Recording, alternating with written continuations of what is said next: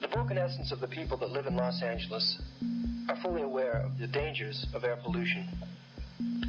Air pollution is something that has become increasingly more of a threat to all of us over the last 10 years, especially in the last 5 years since the growing industry demands, the growing automobiles, the population. These are hazards that have become a monster and gotten out of control. Air in Los Angeles, maybe 50 years ago, was really perfectly clear.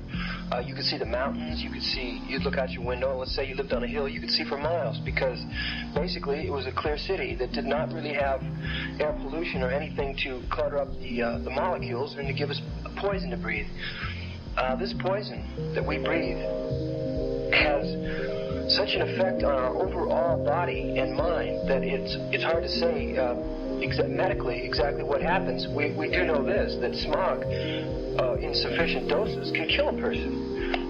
Smog is something that we have not really been aware of because it's a subliminal problem for most people. It doesn't really reach their consciousness. It bothers them, but they don't really know what's bothering them. Because I'll tell you one thing, smog will come in, let's say, in summer and fall. Okay, so there's a couple bad days of smog. Fine, everybody does their best to cope.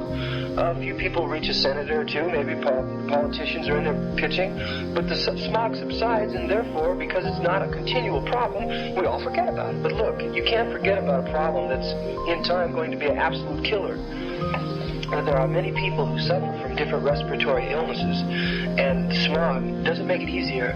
It makes it much tougher on a person like that to breathe. And people, let's say, that have a very normal, well-functioning respiratory system, their lungs are in fine shape. Smog, it doesn't matter if you're sick, well, or not. Smog is a hazard to all of us. And in order to function, let's say in order to live and be happy and to be able to think clearly, you've got to have, first of all, the elements. You've got to have good air to breathe. If you go out to Palm Springs, you go up to Santa Barbara, get away from the city for a few days, you'll realize you wake up in the morning fresh, everything's groovy. You come back in Los Angeles, boom, there you go with another smog problem. Zap, you're on your butt, you don't want to do anything. The way we can help is to make a record and more or less present the facts in some interesting manner. Not boring, but in some way that people can retain these facts and to sort of set up in their minds a goal to get rid of this shit. Because I'll tell you something, if it doesn't subside, I'm going to call the cops. Let's play that back.